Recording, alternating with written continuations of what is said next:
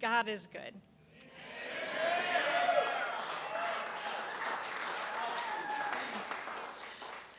Thank you, Michigan. Thank you for believing in me and yourselves. And thank you for standing for what's right and what matters, for responding to our campaign of ideas and optimism, of a vision to get our beloved state back on track.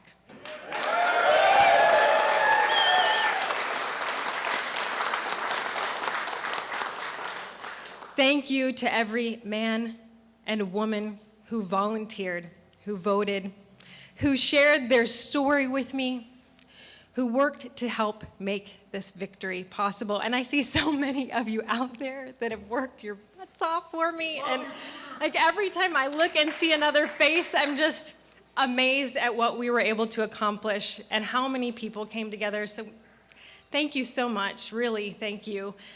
But there are 4 little people here that have sacrificed a heck of a lot.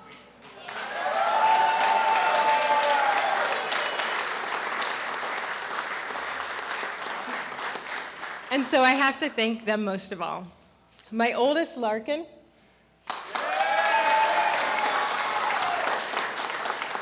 I call her the Mama Maker. And that's an important title because the person who made me mom gave me the most important title of my life.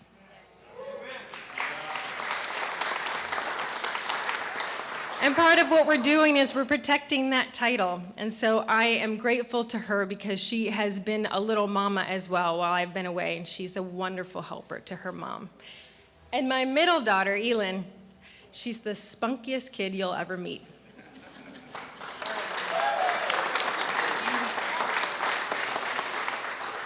And I have to say that might be a little bit of her mom in her. So sometimes I see her mom in her and I think, that's me. And sometimes I see her mom in her and I go, oh, that's me. That's how it goes. And then Bonnie. Bonnie is the sweetest, she's one of my twins, and she's the sweetest little animal lover you'll ever know.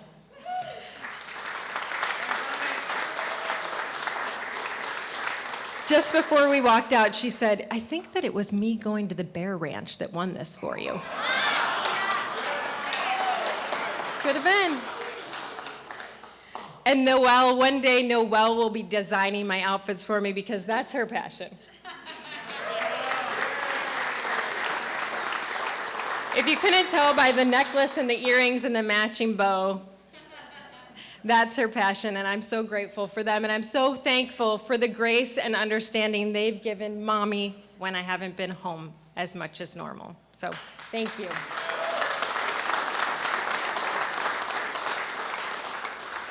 I'm doing this for you girls and every child in Michigan to make sure the next 4 years are filled with opportunities and not locked classrooms and massive grocery bills.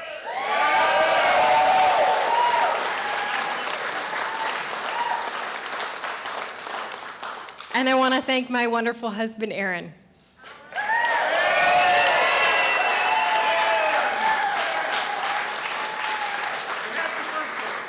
Thank you for all the support you provided to me and the girls and for putting up with a massive amount of estrogen in your life.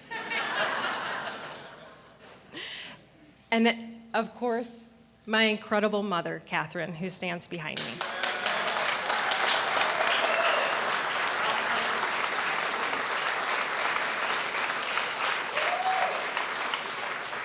This woman stepped in at one of the most difficult times in her life and selflessly helped me with anything I needed.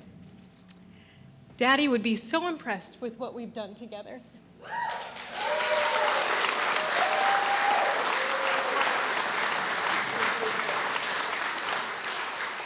We really expected him to be here, but he just had to get to heaven a little early to storm it for us. So, thanks, Dad.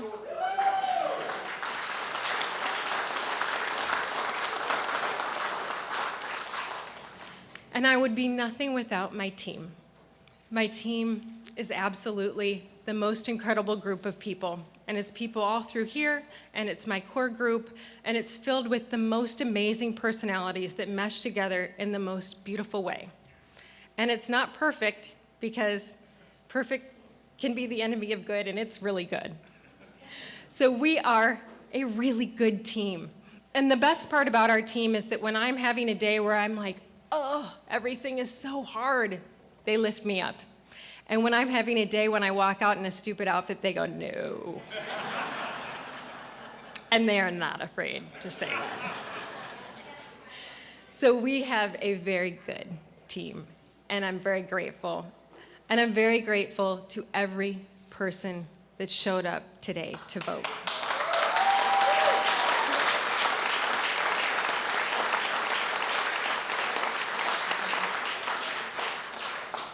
Thank you, thank you, thank you, thank you from the bottom of my heart. Thank you. Tudor, Michigan's comeback starts now. Here we are, everybody!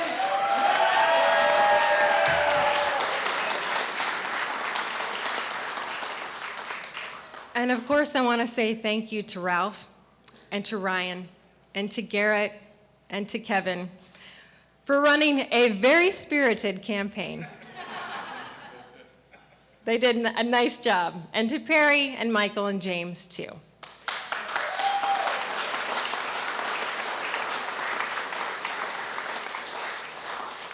I want to thank them for giving themselves in this effort to better our state, because I know where their heart is. And I know where their heart is tonight, and I'm so grateful that I had such amazing opponents. But tonight, it's not about any of us. It's about the moms and dads across this state who lost everything these last 4 years. It's about the parents in Grand Rapids whose kids Gretchen Whitmer locked out of their classrooms. And it's about the moms in Flint who would have gone to bat for their children and tried to catch them up and watched them helplessly fall behind while Gretchen Whitmer vetoed reading scholarships for their children. It's about the residents in Benton Harbor who Gretchen Whitmer ignored for years when they pleaded that their water was too contaminated for their children to drink. It's about the young family in Sterling Heights who can't afford their groceries anymore because of Gretchen Whitmer and Joe Biden's inflation. And it's about those union members in the Upper Peninsula who just want to go to work tomorrow to earn a paycheck, but they turn on the news every single night and they see Gretchen Whitmer's latest war on the energy that they need to do their job.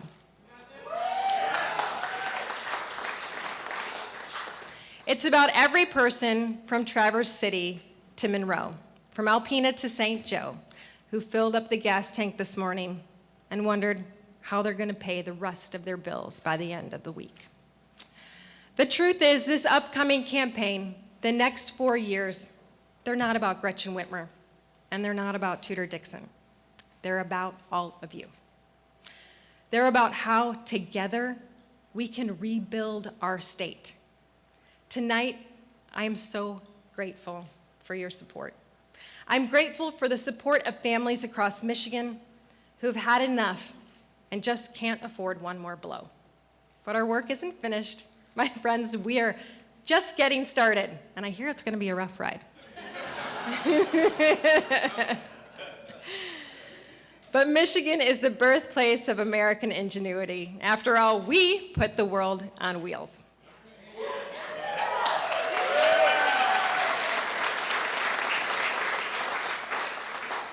We are the workers, the dreamers, the doers, but things have started to change, and it's not for the good.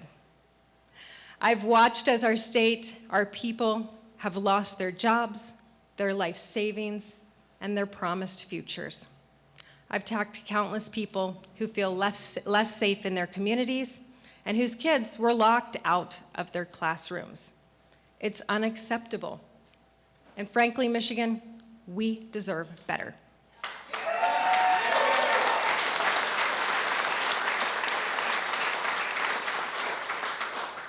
Our state is at a crossroads, and we've made an important decision. We need to know who we want to be, and I think the people in this room know. The battle lines in this race couldn't be any clearer. This is going to be an epic battle between a conservative businesswoman and mother and a far-left birthing parent and career politician.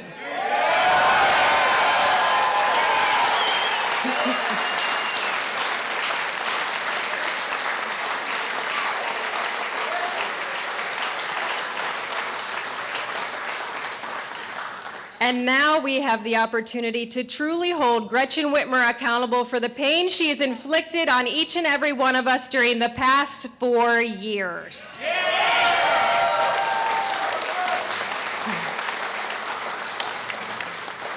This is personal for me, and I know it's personal for you too. These aren't just policy disagreements. These aren't just silly old battles in Lansing. This has been our lives, our livelihoods, our families, our careers, our businesses, and our children, and you don't mess with the children.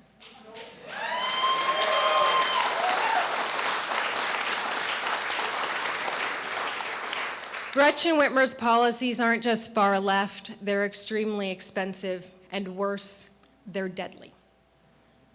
They're destroying our children. When she locked the doors to every school in the state, she set up an entire generation of students for failure. We're still only beginning to understand the academic and emotional damage Whitmer's lockdowns did to our children. And when given the chance to help them catch up, Gretchen Whitmer vetoed scholarships to help those students get the learning help they needed. Too many kids have suffered for far too long. We've seen the impact at our home, and I know you've seen it at yours. Moms and dads have watched their children fall behind. They've watched the struggles with anxiety and depression, and they've worried about skyrocketing juvenile suicide rates, and far too many families, friends, and neighbors have buried their children. Gretchen Whitmer didn't just hurt our kids. Her policies are destructive for our workforce and our businesses as well. I visited with our restaurant owners, our barbers, our florists, and a long list of small business workers, business owners, and workers who were denied the ability to make a living because one person, Gretchen Whitmer, thought she knew better. I've talked with the men and women who've lost their jobs, closed their businesses because they couldn't make it work, and they had the "Closed by Whitmer" sign in their windows. The queen of lockdowns, she decided you were not essential. All the while, she let the criminals get away, stealing millions from our unemployment system when those who really needed it couldn't get it.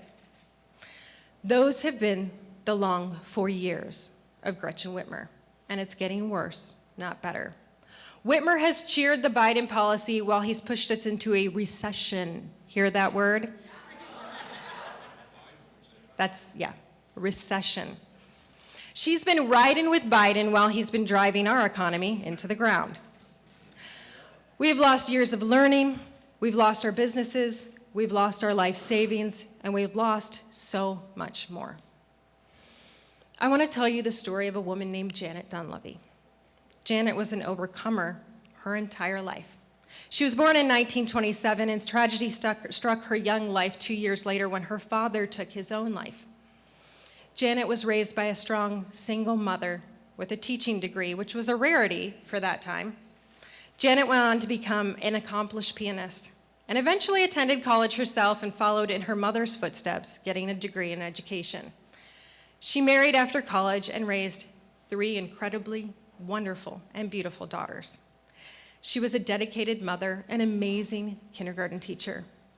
But when she was in her early 50s, she was diagnosed with ovarian cancer and told she just had months to live through that. But she overcame it.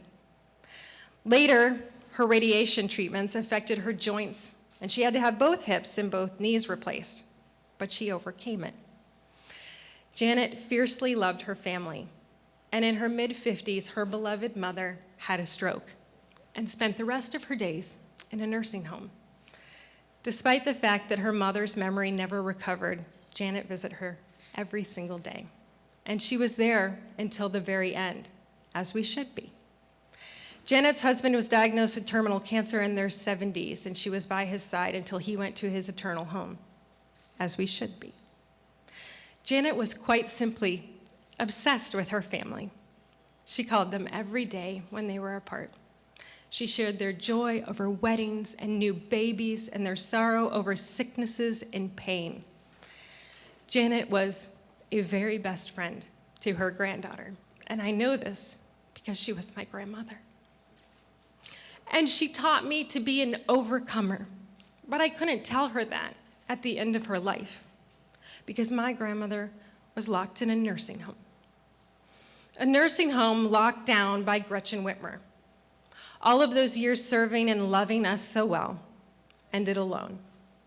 So I make this promise tonight, no one in this state will be locked away from their loved ones ever again.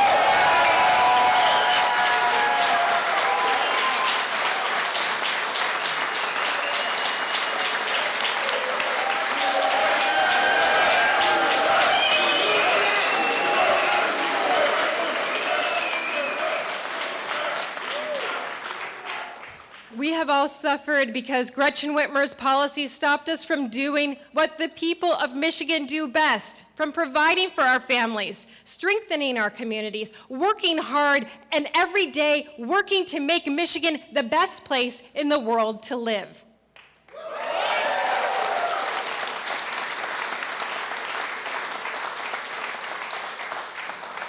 Friends, we can get there again. We just need a governor with the plan, the vision, and the leadership to get us there.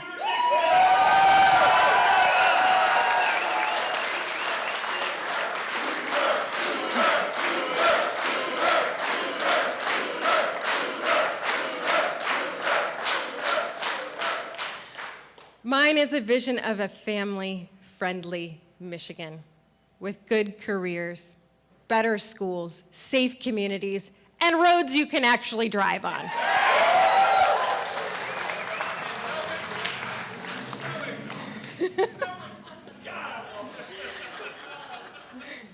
Gretchen Whitmer locked our kids out of their schools, and then she taught the poisonous critical race theory and radical gender theory once they were allowed back in. I want to keep our kids learning and give the parents the resources they need to get our kids caught back up from this time out of school. Gretchen Whitmer wants to shut down pipelines and tried to raise our gas tax. Remember that? Yeah. How would that go over now? I mean, it is an election year, don't forget. I think you should be able to fill the tank without skipping a meal. Gretchen Whitmer thinks you'll forget she failed spectacularly and didn't fix the, what was it? Damn roads. That's right. I think you shouldn't have to dodge a pothole every single day. I've now had multiple flat tires, which my mother completely reminds me of every single day, and one cracked wheel. How does that happen? And when I went, they actually said, "You're the third cracked wheel this month. It's the potholes." I'm like, I'm using that. Gretchen Whitmer embraces the spirit of defund the police. And now Michigan is experiencing an increase in violent crime at double the national average. I think we should be able to walk the streets of our cities without fearing for our safety.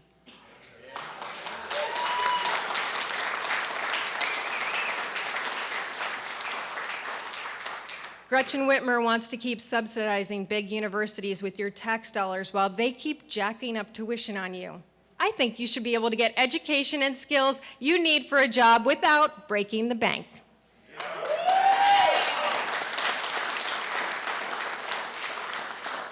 Speaking of breaking the bank, Gretchen Whitmer's driven grocery prices through the roof. Bacon's up 25%. I mean, come on, bacon? Everybody loves bacon. Don't even get me started on milk. We all love milk too. And that's just for groceries you can actually find on the shelf. I don't know if you've heard this story about baby formula. Some of those folks back there might want to cover it because we still can't get it. They're like, oh, who needs baby formulas? Yeah, a lot of families. That's a family thing. Family first. Michigan, Whitmer doesn't get it. The truth is, she doesn't care. Instead of tackling inflation, Gretchen Whitmer is talking about anything but. Like President Biden, she's pretending no one will notice they've created, that word again, recession. If we pretend like there isn't one, maybe people won't notice. That's a hard thing to hide. But I know we can get our state back on track. That's not how we'll leave it better for our kids. That's not how we'll get from the bottom to the top 10, but we can. I'm under no illusion that it will be easy, and I'm going to need each and every one of you to keep after it, to keep fighting for this state that we love so much.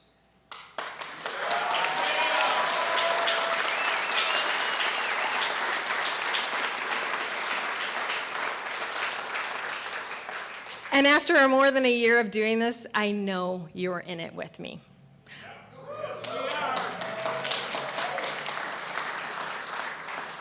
I know a little something about tough battles. This primary was a little tough. I know it's not, don't get me wrong, I know what I'm going into. So I know that it's gonna be tough, but I know what fighting and beating breast cancer was. That was tough. Running and growing a Michigan-based steel company as a woman, that was tough. Watching my Nana be locked away in a nursing home to die alone, that was tough. But as the saying goes, when the times get tough, the tough get going.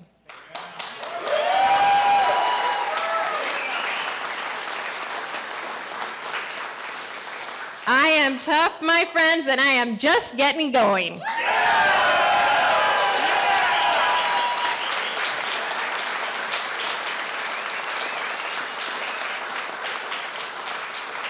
And if I know one thing, it's that all of you people are pretty darn tough, too. So now it's time, my fellow citizens. I want to make this a better state. And if we want a better state, we need a better governor. And tonight, I ask you to continue that discussion with me.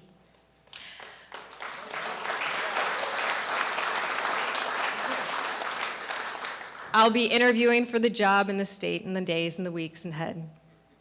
We don't need any more half-hearted promises from lifelong politicians. We need someone focused on our moms, on our dads, on our children, and on our future. I'm grateful for your support tonight. But this isn't about me, and it isn't about Gretchen Whitmer. It's about us. And making certain Michigan's brightest days are yet to come.